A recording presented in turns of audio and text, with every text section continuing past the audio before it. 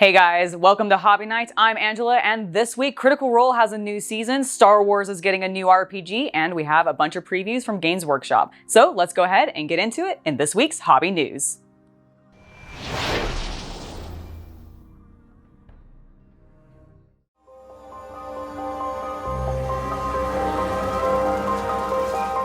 We are on the cusp of revelation. The Eightfold Watcher is pleased with our efforts. Now let the Ascension be ushered in.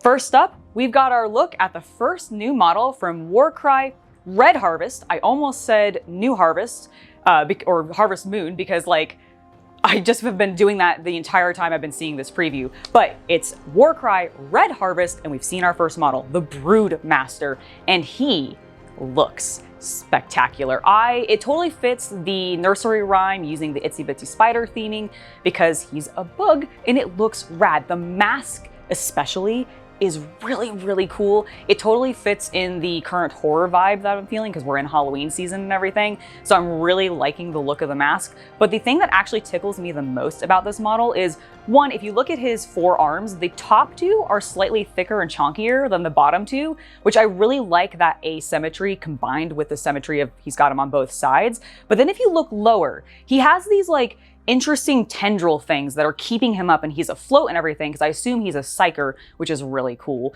But the thing that I find more interesting is he does have legs. It's not just like his body turns into those tendrils or anything like that. And the legs look kind of arachnid.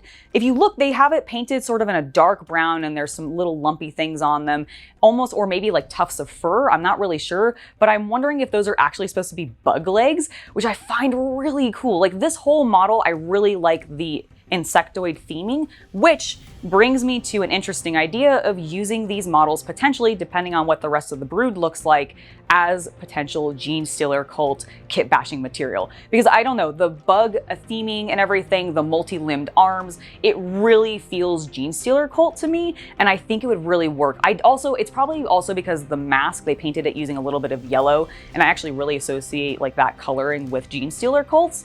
But overall, I'm really excited to see what is coming out for Warcry. Hopefully we'll be finding out a little bit more coming this Warhammer Day, which is, I believe, October 30th.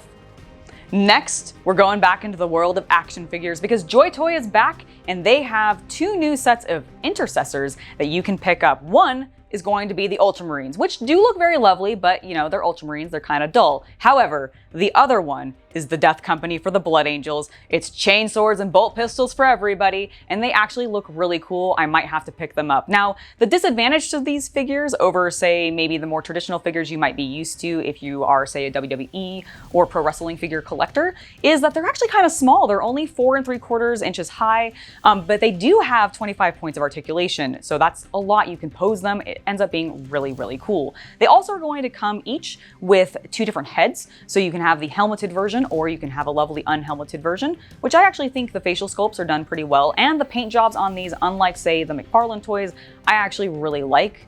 So I might be trying to get the Death Watch, or the Death Company ones. Now, in addition to the infantry that we've seen, we also got a small preview of an upcoming Dreadnaught. It is also Ultramarine, but I'm very excited by this because I do want to see other varieties of models coming out from this toy line, and the fact that we're getting Dreadnaughts makes me hope that maybe we'll eventually get some Chaos Legions, and we'll get some big chaos chunky toys, which would be really, really fun, although probably very, very spiky, so we'll want to be careful when we're handling them.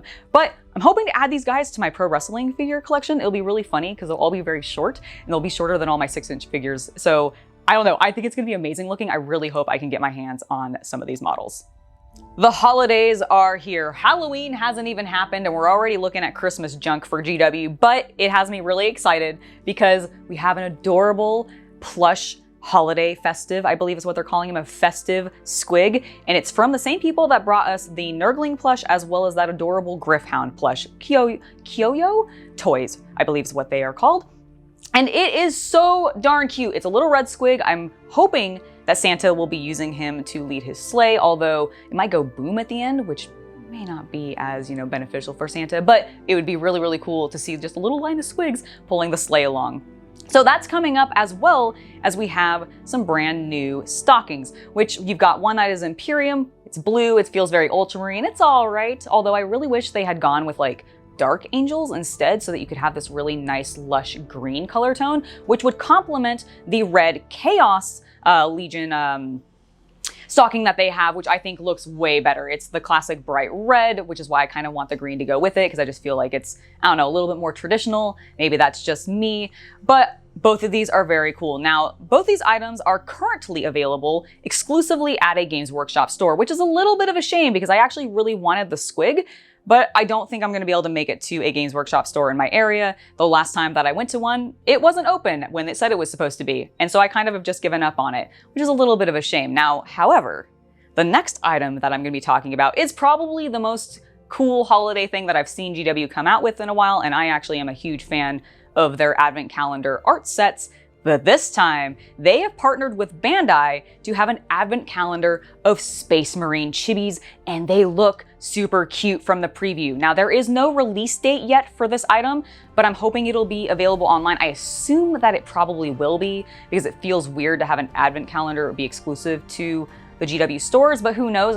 Here's hoping that it's going to be an online product, because I really want to get my hands on it. I'm hoping that with this set, there aren't really any repeats. They have listed a couple of the legions that will be represented. Ultramarines, of course, Dark Angels, Blood Angels, Imperial Fists, Space Wolves, so your standard people and everything. But I'm hoping that they're gonna do variants on a variety of these and have a bunch of different legions represented, and we don't get any repeats. Because I have had some fun with some Bandai advent calendars before. I actually got the Dragon Ball Z one last year, which came with a bunch of DBZ figures that were all chibi sized as well, which is kind of why I want these. I want to have them stand next to each other, and then my Space Marines can find my DBZ figures. It'd be rad. But in that set, they did repeat some of the sculpts, and you just got like shiny versions of them, which were fine, but not super exciting. But because there are so many various color palette swaps that you can do with different icons and everything, I'm really hoping that with this set, they're all unique and we don't get any repeats. That would be really cool. I'm also hoping maybe we get like intercessors and aggressors and that kind of thing, but if it's all just the standard Space Marine guys, that's also fine, but there better be at least one beaky in there. I want at least one beaky, GW. Please give it to me. Now this one, like I said, we don't know when it's coming out, but I'm going to be keeping my eye on Games Workshop's website because I'm really hoping to get my hands on this particular set. I expect we will be seeing a lot more holiday previews and other items like this at Warhammer Day on the 30th, because they're going to have a ton of previews. It's going to be a very busy week and everything, but it's nice to see what we're getting started with for the holiday, like just stuff that's coming out. Hello, Imperial Citizen. This is your regular reminder to subscribe to the channel and hit the Emperor's bell for notifications. And if you're feeling particularly devout, you can join my Patreon, where you'll get exclusive unboxings, behind-the-scenes content, and more. Now, let's go ahead and get back to the video. We're stepping out of the grim darkness of the 41st millennium and going to a galaxy far, far away, because Star Wars is getting a new RPG, as confirmed by Edge Studios, which is Asmodee's new RPG developer or publishing studio. It's going to be headed up by Sam Gregor Stewart, the former lead of the former lead developer of Fantasy Flight's Edge of the Empire RPG system, which sort of reignited the Star Wars RPG back to life after it kind of had fallen out of the way and everything. Additionally, on top of this new system coming out, which doesn't have any release dates or even a name quite yet, but in addition to it, we're also going to be seeing reprints of all of the old content from Fantasy Flight, so that if you are a fan of that and you want to continue collecting those books, maybe you missed some and they've gone out of print for a little while, they should be coming back as reprints so that it can expand on this system. It's going to be taking up the legacy of that, which I think is pretty cool, because I know a lot of people that used to play the Star Wars RPG, and it's been a little bit of a bummer to see it just kind of like stop having any production happen for it. But it's getting revitalized now by Edge Studios, and I'm pretty hyped for it. Critical Role has begun their brand new season, and I managed to swing by the stream and catch a little bit of it, and I have to say, I'm pretty impressed. I hadn't really watched too much of Critical Role up until this point. I had maybe caught a little bit of some of their podcasts previously where they were going through, I think, the beginning of the second campaign, but I hadn't really gotten hooked. And this one has really done a lot for me, and partially because one, I really like the introduction of these new characters. Fresh Cut Grass, which is the automaton character in this campaign, is amazing. I love the backstory of exactly how he was named. Apparently, his creator named all of the automatons that she created off of her favorite smells. And then the person playing him, because I can't remember his name off the top of my head right now, completely blanked on it, but as it was being described of how this was, he was fresh cut grass. They said a couple other things, I think like apple spice or something like that. And then the last one just said nonchalantly was pussy. And it was amazing. It blew my mind. I was so happy I was watching the stream when this happened, because the entire, like the just pause of the entire cast, letting it sink in what he just said was amazing. You have to go look it up. Just find the clip of that particular scene. It is epic. But the main reason I specifically wanted to talk about Critical Role today is because I am fascinated and intrigued by what they're doing with their new set. They had a preview video showing off the new set where they are going to be playing their game, and it is amazing. They put a huge amount of effort, going so far as to hire professional theme park designers to come in and design it, and it looks amazing. They're going to be using projections and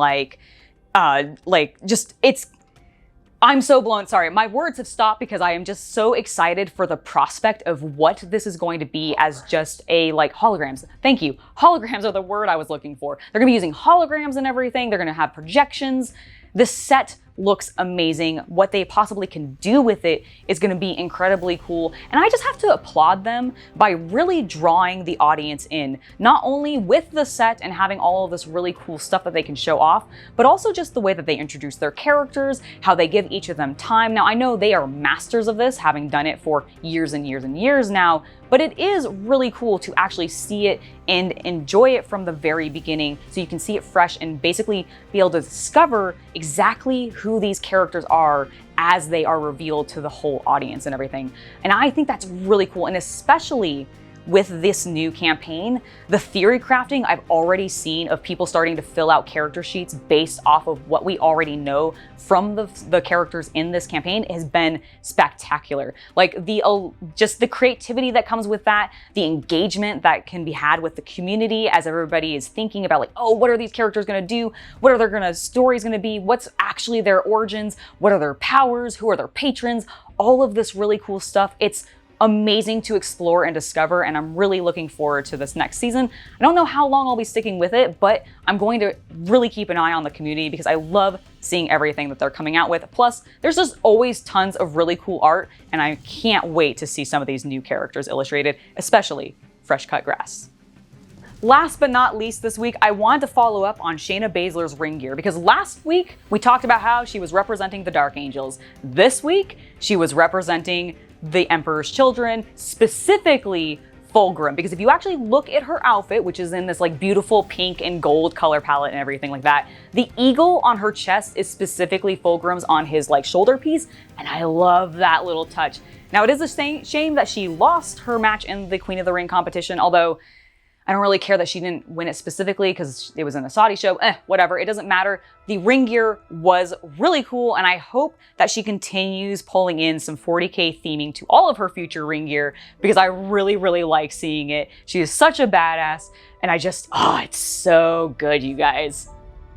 All right, that has been it for this week in hobby news. Let me know what your feelings are on all of the things that we covered, especially the 40K holiday stuff, because I really like that kind of thing. And I'm really curious if other people are enjoying it or not, or if it's just no one actually cares. Now, before I head out, I do want to go ahead and remind you all that this Friday, we're going to have a brand new painting tutorial where I will be painting up Mazrog. And I am so hyped for it. I have some plans for him. Really excited. Additionally, next week's news video is going to be probably a little bit intense because it is going to be Warhammer Day, and we'll be covering everything that's coming out for that. So it might be a very Games Workshop heavy news video, but that's okay. I'm really excited. We're probably going to get to see a ton of new models, which is always my favorite thing to talk about.